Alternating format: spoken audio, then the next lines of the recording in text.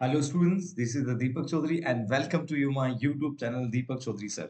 तो अभी जो हमारी जर्नी जो चल रही थी वो जनरल एंट्रीज की थी, जहां पर हमने जनरल एंट्रीज के बेसिक्स को सीखा। हमने ये सीखा किस तरीके से ट्रेडिशनल और मॉडर्न अप्रोचेस लगाकर हम जनरल एंट्रीज हम बना सकते हैं। देन लेटर्स फिर हमने कुछ स्पेशलाइज एंट्रीज हमने सीखी, है ना। तो हमारा जो लास्ट वीडियो था वो स्पेशलाइज्ड जेई के ऊपर था। ये जो हमारा वीडियो है वो एडवांस लेवल का वीडियोस है।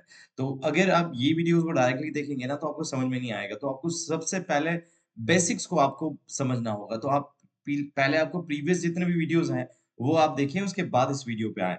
अब यहाँ पर मार्च 31st पैनिक जो है वो क्या होता है? एक्चुअली क्या होता है बच्चों, हमें अपने अकाउंट जो होते हैं ना 31st मार्च को सम अप करने होते हैं। यानी कि हमें 31st मार्च को हमें फाइनल अकाउंट प्रिपेयर करने होते हैं और हमें ये पता लगाना होता है, फाइंड आउट करना होता है कि बिजनेस ने कितना प्रॉफिट या कितना लॉस जो है वो इनकर्ड हुआ है। ठीक है ना। तो जब हमें प्रॉफिट और लॉस का जो है अगर हमें आइडेंटिफाई करना है तो हमें 31st मार्च तक कुछ एडजस्टमेंट करने होंगे। तो आज का जो वीडियो हमारा होने वाला है वो केवल एडजस्टमेंट एंट्री और ओपनिंग एंट्रीज का होने वाला है।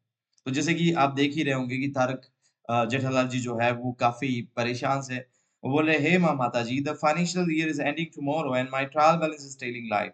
अब यानी कि ट्रायल बैलेंस जो होता है एक समराइजेशन होता है जिससे हम फाइनल अकाउंट हम बनाते हैं। अगर आप 31st मार्च या एडजस्टमेंट एंट्रीज नहीं करेंगे तो आपका बुक्स ऑफ अकाउंट जो है वो कभी भी ट्रू और फेयर इंफॉर्मेशन नहीं जो है वो डिस्क्लोज करेगा। तो इस पूरे जो टॉपिक्स में हम यही सीखेंगे कि क्या एडजस्टमेंट एंट्रीज होती है और इसके करने के पीछे का लॉजिक क्या है।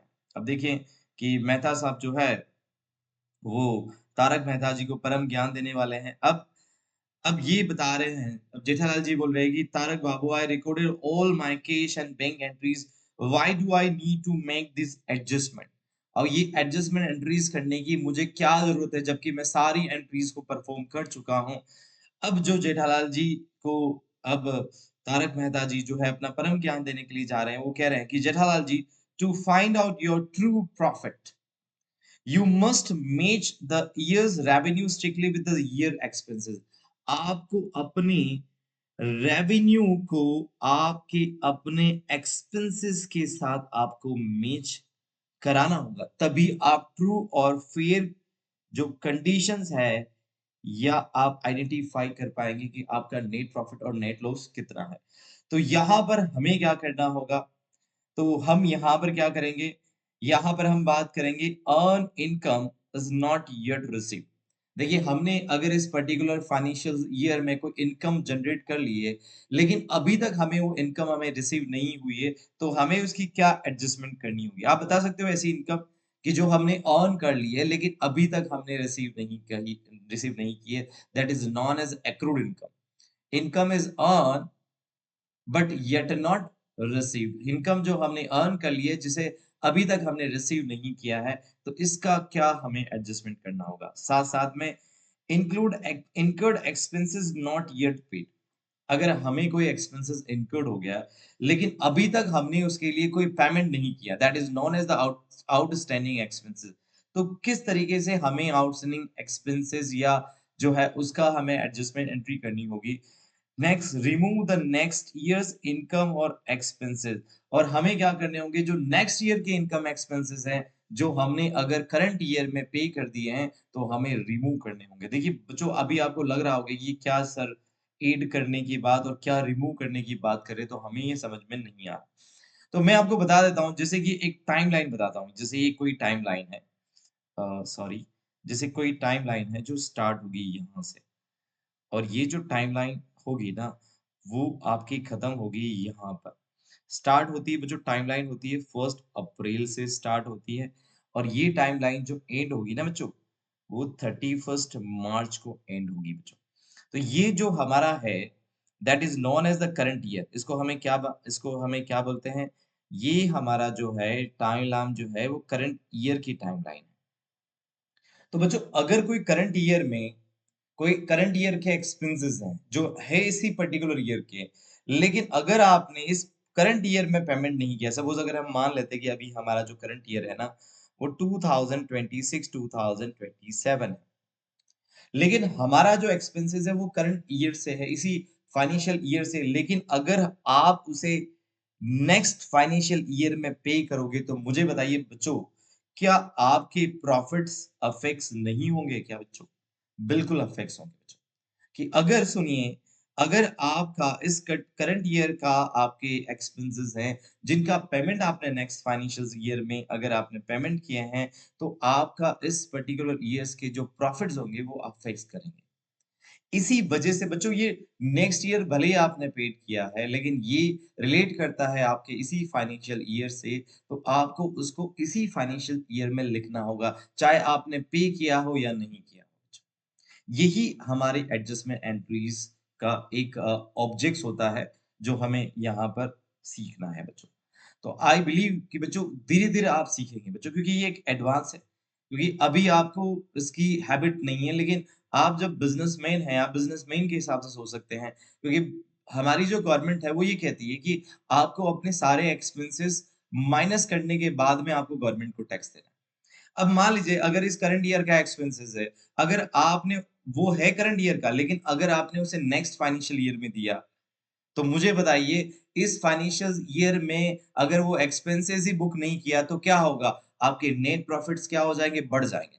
अगर आपके नेट प्रॉफिट बढ़ जाएँगे तो आपको गवर्नमेंट्स को क्या देना पड़ेगा? ज़्यादा टैक्सेस आपको देने पड़ेंगे। तो मुझे बताइए बिज़नेस के लिए क्या है? ड्रॉबैक है ना?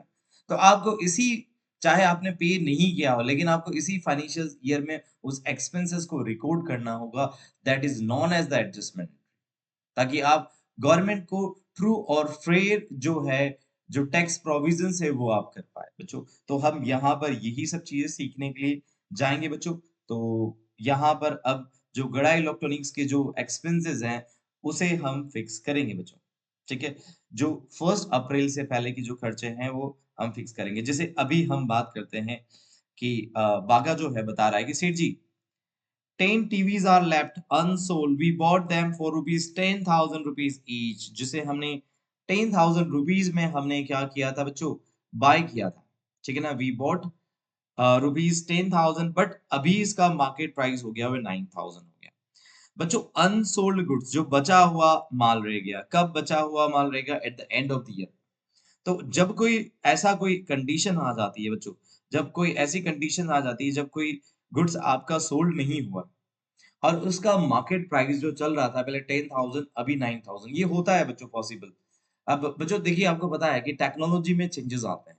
तो टेक्नोलॉजी में जब चेंजेस आएँगे ना, तो पुरानी टेक्नोलॉजी ऑब्सोलेट हो जाएगी बच्चों।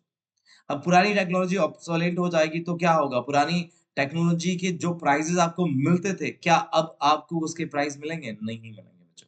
जैसे अगर मैं कहूँ, पहले जो हमारी टेक्नोलॉजी थी वो 5G 4G टेक्नोलॉजी पे वर्क करते थे, लेकिन अभी हम 5G में अपग्रेड हुआ। तो क्या मुझे बताइए, क्या जो पहले प्राइसेज़ आपको 4G मोबाइल्स के मिलते थे, क्या अभी 5G का जो जनरेशन्स है वहाँ पर मिल पाएँगे? ऑब्वियसली नहीं मिलेंगे। उनके प्राइस क्या हो जाएँगे? डिक्लाइन हो जाएँगे। तो ऐसी कोई कंडीशंस होगी, ठीक है? तो ये कंडीशंस को हम किस तरीके से बुक्स ऑफ अकाउंट में रिकॉर्ड करेंगे, किस तरीके से इनको एडजस्ट करेंगे, यही चीज़ मैं आपको यहाँ सिखाऊँगा। तो बच्चों देखिए जो क्लोजिंग स्टॉक है ना, जो माल आपका बिका नहीं है at the end of the year, उसे कहा जाता है क्लोजिंग स्टॉक। तो क्लोजिंग स्टॉक वैल्यू होती है, कौन सी वैल्यू होती है? अनसोल्ड गुड्स की वैल्यू होती है, जो end of the accounting period, यहाँ पर हमेशा आपको जो वैल्यू लेनी है बच्चों, कॉस्ट और नेट रियलाइजेबल वैल्यू, यानी कि कॉस्ट और मार्केट वैल्यू में जो सबसे लोअर, भले ही आपने उसके लिए 10,000 रुपीस पे किया, लेकिन अभी मार्केट में प्राइस 9,000 है, तो you have to pick a rupees 9,000। आपको 9,000 लेना होगा, आपको 10,000 नहीं, आपको जो है ध्यान रखना है। जो सबसे लेस है, उस वैल्यू को आपको कंसीडर कंसीडर करना होगा, तभी आप बिज़नेस के करेक्ट ग्रॉस प्रॉफिट को आप कैलकुलेट कर पाओगे। तो इस तरह की कोई एंट्री है, जिसे मैंने आपको बताया कि ये एंट्री क्लोजिंग स्टॉक की तो क्या सर, जो क्लोजिंग स्टॉक हमारे पास में है, क्या इसको भी हम एडजस्ट करते हैं? बिल्कुल हमें एडजस्ट करना होता है। बच्चों हमें यहाँ पर जब हम फाइनल अकाउंट बनाते हैं, तो हमें 2 अकाउंट बनाने पड़ते हैं फाइनल अकाउंट में। एक बनाना पड़ता है ट्रेडिंग अकाउंट, एक बनाना पड़ता है प्रॉफिट एंड लॉस अकाउंट और एक स्टेटमेंट बनाना पड़ता है, जिसे बैलेंस शीट्स कहा जाता है बच्चों। तो ऐसे क्लोजिंग स्टॉक को अगर आप रिकॉर्ड कर रहे हैं, जिसको आपको पता है कि आपको उसे मार्केट वैल्यू या cost price whichever is lesser वहां पर रिकॉर्ड करना है। जैसे कि अभी यहाँ पर जो प्राइस है मार्केट प्राइस 9000 हो गया, तो कम प्राइस कौन सी 9000 पे आपको रिकॉर्ड करना है, 90000 सॉरी, ठीक है ना? तो आपको ये सपोज ये 90,000 रुपीज 10 टीवीज है ना बच्चों, तो आपको यहाँ पर इस प्राइस को आपको एडजस्ट करना होगा। तो किस तरीके से इस प्राइस को एडजस्ट करते हैं वो मैं हट जाता हूँ ताकि आप अच्छी तरीके से उसको देख पाएंगे बच्चों। तो बच्चों यहाँ पर क्या हो रहा है देखिए, हमारा जो क्लोजिंग स्टॉक है बच्चों, उसको हम रिकॉर्ड करेंगे 90,000 रुपीज से। क्लोजिंग स्टॉक को हम रिकॉर्ड करेंगे बच्चों 90,000 रुपीज से, क्योंकि बच्चों यहाँ पर और इस क्लोजिंग स्टॉक की जो एंट्री करनी होगी वो ट्रेडिंग अकाउंट के थ्रू करनी होगी बच्चों। अभी आप ये नहीं समझोगे कि ट्रेडिंग अकाउंट का क्या कॉन्सेप्ट है। मैं आपको अभी बता देता हूँ कि ट्रेडिंग अकाउंट एक ऐसा अकाउंट होता है जिसमें सारे डायरेक्ट एक्सपेंसेस और डायरेक्ट इनकम से रिलेटेड जितने भी ट्रांजेक्शन होते हैं वो ट्रेडिंग अकाउंट में रिकॉर्ड किया जाता है। तो आपको इस क्लोजिंग स्टॉक को जो है ना वो ट्रेडिंग अकाउंट में आपको ट्रांसफर करना पड़ेगा। तो आप क्या करेंगे बच्चों, क्लोजिंग स्टॉक को डेबिट करेंगे, वो भी लीस्ट प्राइस जो सबसे लेसर प्राइस है मार्केट वैल्यू या कॉस्ट प्राइस, उसको आप क्या करेंगे ट्रेडिंग अकाउंट में ट्रांसफर करेंगे। तो एक एडजस्टमेंट एंट्रीज ये है, ठीक है ना? अब ये लॉजिक वैल्यू ये जो लॉजिक जो है वो मैं आपको सिखाऊंगा क्यों हम क्लोजिंग स्टॉक को ट्रेडिंग अकाउंट में ट्रांसफर करते हैं। अब देखिए मैंने आपको कहा था कि अनसोल्ड गुड्स जो माल जो है था एंड ऑफ द ईयर में आपका विदाउट सेलिंग अगर जो बच जाता है उसी को हम क्या बोलते हैं क्लोजिंग स्टॉक बोलते हैं बच्चों।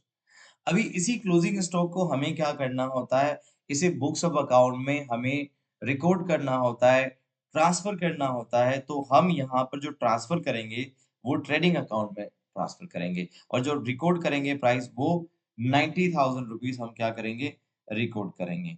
अब इसी तरीके से नेक्स्ट जो है मैं आपको बताने के लिए जा रहा हूँ कि यहाँ पर जो है नट्टू काका है कि सेठ जी, March is ending. You haven't paid my salary of rupees 50,000 yet. Shall I take it tomorrow? क्या मुझे ये अमाउंट जो है अभी तक नहीं मिला, क्या मैं वो पैसा कल ले सकता हूँ? अब सेठ जी जो है वो काफी परेशान नजर आ रहे हैं। वो कह रहे हैं tomorrow is April, does it count for the year और नेक्स्ट ईयर? अब यहाँ पर ये थोड़े से प्रॉब्लमेटिक सिचुएशन देख रहे हैं कि वो इसी ईयर की सैलरी की बात कर रहे हैं, इसी पर्टिकुलर करंट ईयर की, और अप्रैल आने वाला है। अब ये सोच रहे हैं कि उसको मैं कहाँ रिकॉर्ड करूँ? अप्रैल में रिकॉर्ड करना है या मुझे उसी करंट ईयर में रिकॉर्ड करना है, जो कि मैं आपको बता चुका हूँ कि वो रिलेट करता है इसी करंट ईयर से। चाहे आपने दिया हो या नहीं दिया हो, उसको आपको इसी पर्टिकुलर ईयर में उसे क्या करना होगा, रिकॉर्ड करना होगा। तो यहाँ पर जो है that is known as the outstanding expenses, जो एक्सपेंसेस इनकर्ड हो चुका है सैलरी नाम का। अब देखिए यहाँ पर एक्सपेंसेस इनकर्ड हो चुका है इस करंट ईयर में, लेकिन अभी तक आपने पेड नहीं किया है, चाहे वो वेजेस हो, सैलरीज़ हो, आपको इसी साल, इसी ईयर्स में आपको रिकॉर्ड करना होगा और इससे आपकी जो लायबिलिटीज़ है बच्चों वो इंक्रीज़ हो जाएगी बच्चों। अब चाहे आपने पे नहीं किया हो बच्चों, फिर भी आपको at the end of the year आपको उसको सैलरी अकाउंट में रिकॉर्ड करना होगा। नट्टू काका की जो सैलरी है 50,000 रुपीज़, वो आपको इसी करंट ईयर में रिकॉर्ड करना पड़ेगा। उसे लिखना होगा सैलरी अकाउंट डेबिट, ठीक है, to outstanding salary that is known as our liability, जो अभी तक आपने पे नहीं किया। आउटस्टैंडिंग सैलरी क्या है बच्चों? वो आपके लिए क्या होगी? आपके लिए बच्चों लायबिलिटीज़ होगी बच्चों। अगर लायबिलिटीज़ बढ़ता है तो आप क्या करते हैं बच्चों? नॉर्मली आप क्रेडिट करते हैं। ठीक है? सैलरी जो है आपका एक्सपेंसेस है, इसको तो आपको रिकॉर्ड करना ही है। एक्सपेंसेस बढ़ता है तो डेबिट करेंगे, उसको इसी पर्टिकुलर फाइनेंशियल ईयर में रिकॉर्ड करना होगा। अब यहाँ पर salary due but yet not paid आपको इस तरीके से रिकॉर्ड करना होगा, चाहे आपने पे किया हो या नहीं किया। अब यहाँ पर जो है बता रहे हैं कि जो आपकी एक मैं सेक्रेटरी जो है, अब ये कह रहे हैं Jethalal thank you for paying the society maintenance advance up to the June 2025। यहाँ पर अब ईयर जो फाइनेंशियल ईयर जो है वो हम 25-26 का ले रहे हैं। अब सपोज अगर जेठालाल जी ने यहाँ पर सपोज हम मानते हैं कि अगर वो सोसाइटी का मेंटेनेंस जो है ना अगर एडवांस दे दिया है सपोज, तो मुझे बताइए क्या जो एडवांस दिया है क्या इसी करंट ईयर का था? नहीं था, वो नेक्स्ट फाइनेंशियल ईयर का था बच्चों। क्या उसको इसी ईयर में रिकॉर्ड करना होगा? नहीं रिकॉर्ड करना होगा, उसे उसे लेस करना होगा, डिडक्ट करना होगा। अगर आपने दे दिया, that is known as the prepaid और अनएक्सपायर्ड एक्सपेंसेस। अब प्रीपेड एक्सपेंसेस क्या होता है? Expenses are yet not incurred but paid in advances. Expenses अभी तक इनकर्ड नहीं हुआ, लेकिन आपने नेक्स्ट ईयर के आपने एक्सपेंसेस इसी करंट ईयर में आपने क्या कर दिए, अगर आपने पे कर दिए, that is known as your assets. जो आपने पे कर दिए हैं, उसको हमने सीखा था ना, उसको हम क्या बोलेंगे बच्चों? उसको हम बोलेंगे प्रीपेड एक्सपेंसेस। अब यहाँ पर प्रीपेड मेंटेनेंस एक्सपेंसेस को डेबिट करना, उसके पीछे लॉजिक ये है कि आपको अब नेक्स्ट फाइनेंशियल ईयर पे नहीं करना होगा, तो दैट इज नॉन कि यहाँ पर आप अपनी क्या करेंगे बच्चों? आप यहाँ पर अपनी जो एसेट्स है, क्योंकि अब आपको नेक्स्ट नहीं देना, नेक्स्ट ईयर में नहीं देना है, तो आप उसे एसेट्स कंसीडर करेंगे और एसेट्स को बढ़ा देंगे। इसी वजह से प्रीपेड एक्सपेंसेस को डेबिट करना होगा और मेंटेनेंस का जो खर्चा है उसको आपको क्रेडिट करना होगा। अब बच्चों देखिए, सपोज अब मैं यहाँ पर एक एग्जांपल लेके सिखाता हूँ। सपोज आपके मेंटेनेंस का खर्चा है 2000 रुपीज। तो बच्चों मेंटेनेंस का एक्सपेंसेस ईयर में होना कितना चाहिए? अगर 2000 रुपीज है तो बच्चों 12 मंथ का होना चाहिए था 24,000 रुपीज। यस और नॉट? अब मान लेते हैं कि अगर आपको सॉरी आपको नजर नहीं आ रहा होगा, थोड़ा सा मैं हट जाता हूँ। तो 2000 रुपीज मेंटेनेंस का एक्सपेंसेस होता है 24,000, लेकिन बच्चों एक्चुअल में आपने कितना पे कर दिया? एक्चुअल में आपने 3 मंथ्स का एडवांस दे दिया, आपने 15 महीने का दे दिया, आपने 30,000 रुपीज का एक्सपेंसेस इसी करंट ईयर में दे दिया है। तो बच्चों आपने जो दिया है वो 6,000 एडवांस दिया है, that is known as the prepaid expenses. ये जो दिया है ना बच्चों, ये आपने एडवांस मेंटेनेंस के चार्जेस दे दिए हैं 6,000। तो आपको क्या करना होगा बच्चों? अगर आपने पे कर दिया है, तो आपको अपने 30,000 के मेंटेनेंस एक्सपेंसेस में बच्चों ये 6,000 का लेस करना होगा, जिसको आपको लिखना होगा प्रीपेड एक्सपेंसेस। और ये 6,000 का माइनस करेंगे ना, तो इसी पर्टिकुलर ईयर का आपका करंट ईयर का 24,000 का जो ट्रांजेक्शन होगा, उसे आपको बुक्स ऑफ अकाउंट में रिकॉर्ड करना पड़ेगा। बच्चों देखिए, अब ये थोड़ा सा एडवांस लेवल है बच्चों। आपको इसके लिए क्या करना होगा? पुराने जितने भी वीडियोस हैं उसको बहुत अच्छी तरीके से देखने होंगे, है ना? तो बच्चों हम यहाँ पर कोई एडवांस खर्चा कर दिया है, क्योंकि इसी फाइनेंशियल ईयर से रिलेट नहीं करता है, तो आपको वो क्या करना होगा? माइनस करना पड़ेगा। जैसे कि हमने ये किया, ये अभी आपको नहीं करना है, जब आप फाइनल अकाउंट बनाएँगे तब करना है। अभी तो आपको ये एंट्रीज़ पे फोकस करना है, ठीक है? अब यहाँ पर नेक्स्ट स्लाइड पे जाते हैं कि यहाँ पर ये बता रहा है कि wow my bank FD earn a 5,000 interest up to the March 31st, but it will only be credited to my account in a June. देखिए भाई, हमने इंटरेस्ट हमने जनरेट कर लिया, हमारी जो इनकम है वो 5,000 रुपीज है, जो ये मार्च तक का है बच्चों। लेकिन हमें रिसीव कब हो रही है बच्चों? जून में रिसीव हो रही है। तो मुझे बताओ ये इसी करंट ईयर की है या नहीं है? बिल्कुल इसी करंट ईयर की है। भले ही वो आपको कहाँ मिल रही है, भले ही वो आपको लेट मिल रही है, लेकिन वो आपकी इसी ईयर की इनकम है बच्चों। That is accrued income, income earned but yet not received, or year income जो है, that is income is known as for the current year income. So that is why you have to record this entry with debit, because आपको accrued interest को यहाँ पर assets consider करना है, क्योंकि आपने ये इनकम जनरेट कर ली है, तो यहाँ पर आपका एसेट्स बढ़ जाएगा 5,000 से, और यहाँ टू इंटरेस्ट अकाउंट आपको लिखना होगा। क्योंकि ये जो इनकम है ना बच्चों, आपने जनरेट कर लिए, लेकिन अभी तक आपको ये रिसीव नहीं हुआ है। फिर भी रिसीव नहीं होगा, फिर भी आपको इसे इसी ईयर, क्योंकि इंटरेस्ट आपने क्यों क्रेडिट किया है, इसको आपको अपनी रेवेन्यू जो है कंसीडर करना है। रेवेन्यू बढ़ती है तो बच्चों क्या करते हैं? क्रेडिट करते हैं। इसी वजह से हमने इंटरेस्ट को यहाँ क्रेडिट किया। भले ही हमें नहीं मिला है, भले ही हमें जून में मिलेगा, लेकिन हमें उसे रिकॉर्ड कब करना है? इसी करंट ईयर में उसे हम रिकॉर्ड करेंगे, that is known as accrued income. Next बच्चों, Jetalal, I'm giving you 60,000 advance today for the next new tablets you must deliver in the next month. देखिए बच्चों, अब यहाँ पर हमें क्या हो रहा है? एडवांस में हमें अमाउंट रिसीव हो रहा है बच्चों, ठीक है? अब सॉरी, यहाँ पर अब ये 60,000 रुपीज आपको मिल रहा है ना, एडवांस मिल रहा है। तो मुझे बताइए बच्चों, ये 60,000 आपको एडवांस में मिल रहा है, क्या वो आपके इसी ईयर्स की इनकम मानी जाएगी क्या बच्चों? वो इस ईयर की इनकम नहीं होगी बच्चों। अगर आपको ये पैसा अगर मिल रहा है इसी ईयर, तो दैट इज ये इनकम आपकी इस ईयर की इनकम इसे कंसीडर नहीं किया जाएगा। ये नेक्स्ट ईयर की नेक्स्ट फाइनेंशियल ईयर की इनकम होगा।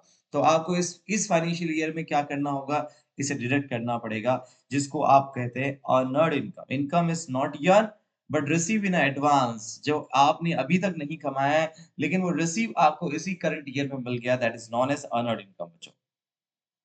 अब मुझे बताइए क्या ये टैबलेट जो है इसकी डिलीवरी कब होने वाली है? इसे डिलीवरी होगी नेक्स्ट मंथ, मतलब यानी कि नेक्स्ट फाइनेंशियल ईयर में। लेकिन बच्चों क्या इस इनकम को, इस प्रॉफिट को आप इस करंट ईयर में रिकॉर्ड कर सकते हैं? क्या लिख सकते हैं क्या? कभी मत लिखना बच्चों। क्योंकि ये जो इनकम होगी ना, वो नेक्स्ट फाइनेंशियल ईयर से बिलॉन्ग करती है बच्चों। तो आपके लिए अगर ऐसी इनकम होगी, वो आपको लायबिलिटीज़ के रूप में लिखना होगा। तो बच्चों यहाँ पर आपको अपनी इनकम को क्या करना होगा, डेबिट करना होगा, क्योंकि ये इनकम आपको इसी ईयर रिसीव होगी। तो आप यहाँ पर जो नॉर्मली आप कैश अकाउंट आप लिख सकते हैं, क्योंकि आपको इसी ईयर रिसीव हो गया है ना? तो ये तो आपने ऑलरेडी आपने लिख दिया होगा, cash account debit to sales account, आपने इसको रिकॉर्ड कर दिया होगा, पहले आपने रिकॉर्ड किया होगा। अब आपको ये पता चला कि भई इस एंट्री में आपने कैश को डेबिट किया होगा, जब ये रिसीव हुआ होगा, तो आपने ये एंट्री करी होगी बच्चों, cash debit to sales account.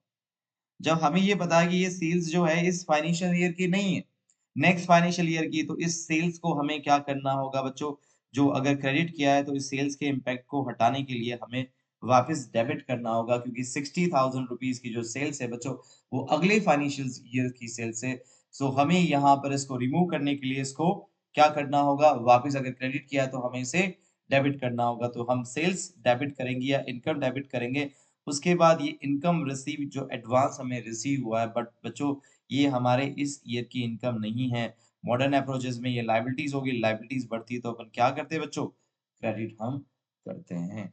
I hope बच्चों कि ये एंट्री आपको थोड़ी-सी समझ में आ रही होगी, क्योंकि ये हमारा लास्ट क्वेश्चन है। हमें ये समझना ज़रूरी है कि क्या वो इस करंट ईयर की इनकम है या नहीं? बस आपको यहीं पर यही चीज़ ध्यान रखनी है बच्चों। अब बच्चों एक और जो आपके सामने एक ट्रांज़ैक्शंस आ रहा है बच्चों, आप यहाँ पर देखिए। फर्स्ट ईयर या जो भी है, जिस ईयर में आपने ये जो ट्रक आपने बाय किया, अब यहाँ पर एंड ऑफ द ईयर्स की क्या कंडीशंस होगी बच्चों? तो बच्चों यहाँ पर ये जो कंडीशंस हुई ना, वो वियर एंड टियर के साथ हो सकती है, या आपने इसको बहुत यूज़ किया है बच्चों। इस यूज़ की वजह से आपका क्या होगा, इस ट्रक की हालत अब ये हो गई, तो आपको यहाँ पर डेप्रिसिएशन लगाना होगा इसी फाइनेंशियल ईयर में।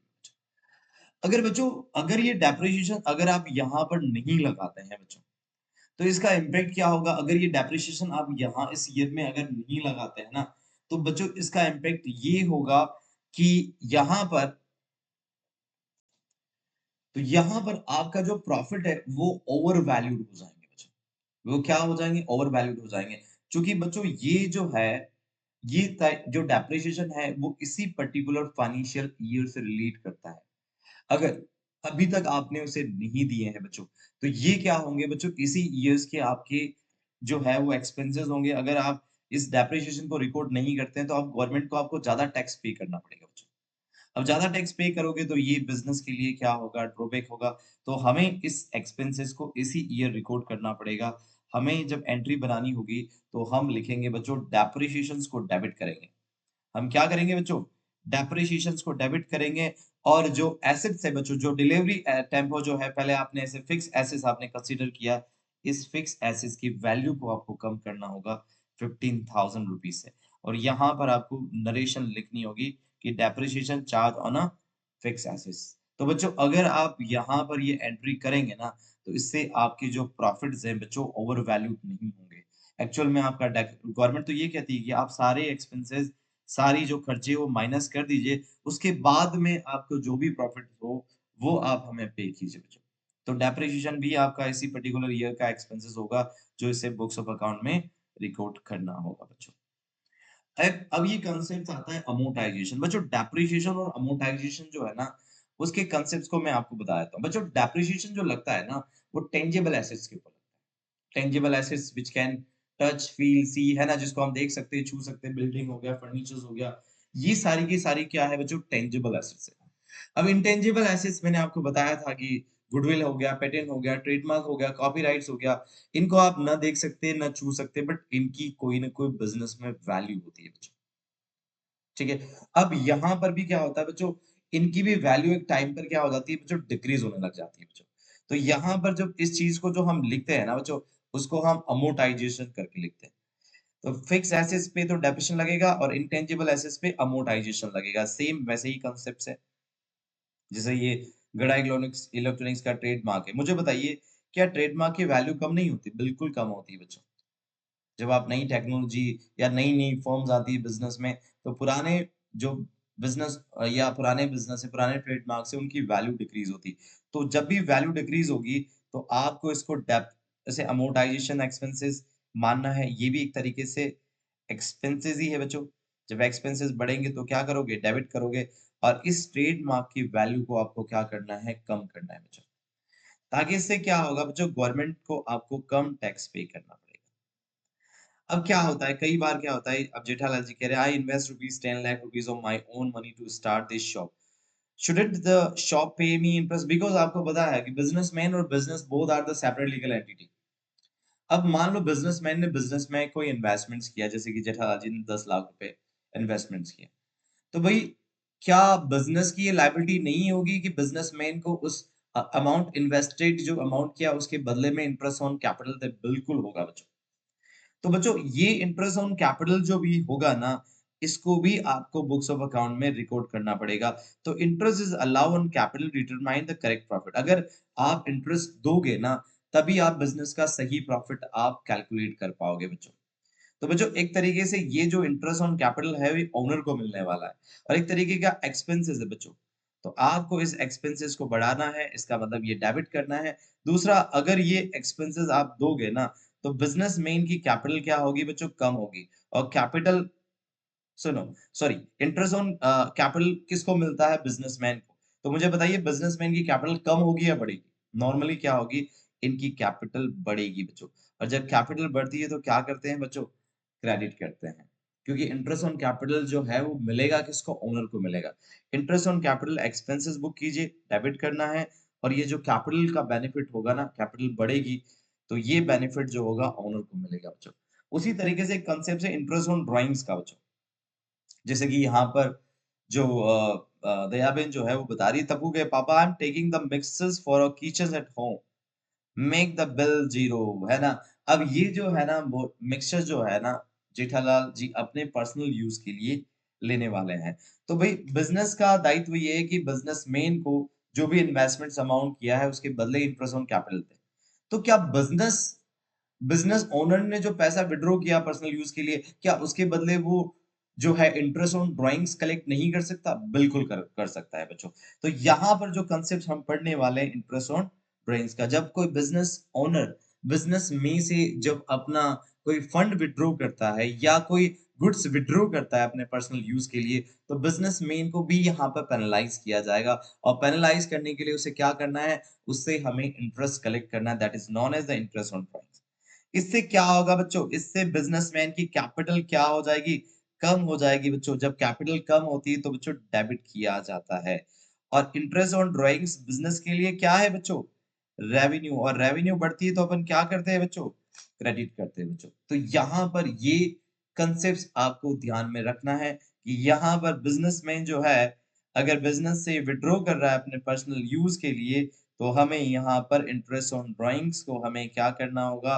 रेवेन्यू मानना होगा, क्योंकि बिज़नेस के लिए इनकम है तो इसे क्रेडिट किया जाएगा।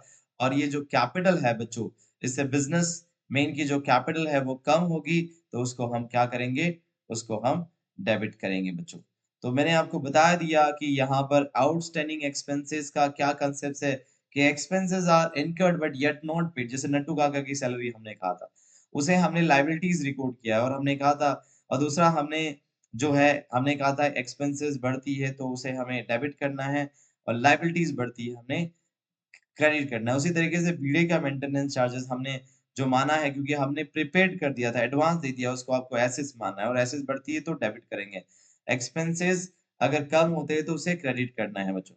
उसी तरीके से हमने एफडी वाला बता दिया था कि जून में रिसीव हो गया, ठीक है? तो वही, सॉरी, हमने मिला जून में, लेकिन वो था इस पर्टिकुलर फाइनेंशियल ईयर का, तो उसे हमने एक्रूड इनकम कहा, ठीक है? जिसको हमने एसेट्स कंसीडर किया था। फिर अनअर्न्ड इनकम, जैसे वो टैबलेट्स वाला जो था ना, वो हमें एडवांस में 60,000 मिल गया था, लेकिन हमें ये पता चला कि वो भई हमारे इस ईयर की इनकम नहीं है, that is known as our liabilities. हमें यहाँ पर क्या करना है, उसे लायबिलिटीज़ कंसीडर करना है बच्चों। तो हमारा 31st मार्च जो है बच्चों एंड हो रहा है बच्चों। हमें बुक्स हमने क्लोज़ कर दिए हैं बच्चों। तो बच्चों हमने अभी जो किए हैं ना, वो एडजस्टमेंट एंट्री करी। अब जो बच्चों जो हमारे 31st मार्च के एक्सपेंसेस या जो हमने बुक्स क्लोज़ कर दिए, क्या उसका अप्रैल ओपनिंग पे कुछ इफेक्ट्स आता है बच्चों? तो मैं आपको यहाँ पर एक चीज़ बता देता हूँ बच्चों। आपको सबको पता है कि हमारे यहाँ पर कुछ अप्रोचेज़ होते हैं बच्चों, जिसमें हमने बताया था कि ट्रेडिशनल्स अप्रोचेज़ है और मॉडर्न अप्रोचेज़ है बच्चों। आपको पता है बच्चों, ट्रेडिशनल अप्रोचेस में आपको मैंने बताया था कि नॉमिनल अकाउंट होता है, जो आपके एक्सपेंसेस और लॉसेस से बिलोंग करता है, इनकम और रेवेन्यू से बिलोंग करता है। तो बच्चों जितने भी एक्सपेंसेस, लॉसेस और रेवेन्यू इनकम है, उनके अकाउंट्स को बच्चों कभी भी आप कैरी फॉरवर्ड मत करना बच्चों। कभी भी वो अप्रैल 1 में नहीं लेके आना है बच्चों।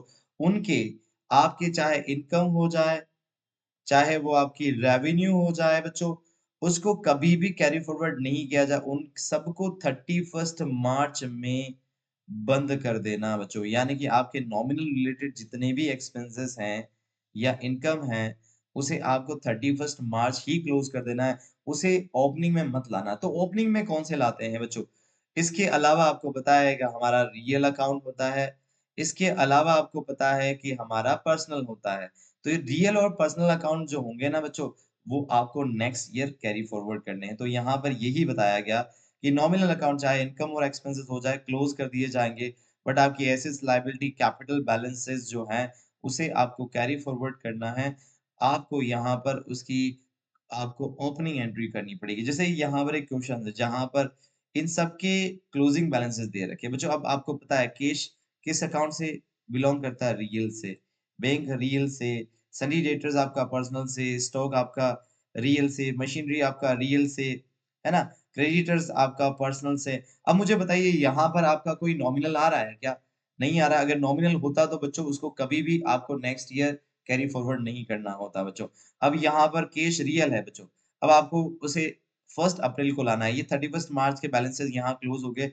अब इसे नेक्स्ट ईयर लेके आओगे तो कैश को डेबिट करोगे 4300 से, बैंक को डेबिट करोगे 26,750 से, क्योंकि बच्चों ये हमारी हमारी एसेट्स है बच्चों। एसेट्स बढ़ रही है ना बिज़नेस में, वापस 1st अप्रैल को बिज़नेस में एसेट्स बढ़ रही है तो इनको डेबिट करना है। सनी डेटर्स को डेबिट करेंगे, स्टॉक को डेबिट्स करेंगे, मशीनरी अकाउंट को डेबिट करेंगे। उसी के साथ-साथ हमारा जो ये क्रेडिटर्स है that is known as our liabilities बच्चों। अब यहाँ पर बच्चों ये कैपिटल अकाउंट जो निकला है ना बच्चों, ये बैलेंसिंग फिगर होके निकला है बच्चों। आपको डेबिट में से ये क्रेडिट आइटम्स माइनस करना है बच्चों। तो जो आइटम्स आपका बचेगा that is known as a balancing figure, और ये ही आपका कैपिटल होगा बच्चों। तो बच्चों यही वो गोल्डन रूल्स था जो हमने इससे पहले जो था वो सीखा था कि एसेट्स में से अगर आप अपनी लायबिलिटीज और कैपिटल माइनस करोगे तो बचेगा क्या बच्चों? बचेगी बिजनेसमैन की कैपिटल बचेगी बच्चों। आई होप अब जो है आप देख सकते हैं कि जेठालाल जी जो है वो आराम से चैन की नींद सो रहे हैं, क्योंकि उनको पता चल गया कि हमने जो अपनी अकाउंटेंसी है उसको सही तरीके से एडजस्ट भी कर दिया 31st मार्च को, और 31st मार्च के ट्रांजैक्शंस को हमने 1st अप्रैल ओपनिंग एंट्रीज भी हमने बना दी बच्चों। तो आई थिंक बच्चों आपको ये वीडियो समझ में आया होगा, that is known as adjustment और हमारी ओपनिंग एंट्रीज बच्चों, जिसके बारे में हमने पढ़ा दिया है, क्योंकि ये आपको तब समझ में आएगा जब आप फाइनल अकाउंट्स वाला जो चैप्टर है वो आप सीखेंगे। आई होप ये वीडियो आपके लिए इंटरेस्टिंग और आपके लिए थोड़ा-सा नॉलेजेबल रहा होगा। अगर आपके कोई डाउट्स है प्लीज़ आप मुझे लिख के बताएँ। Thank you so much students. Bye take care.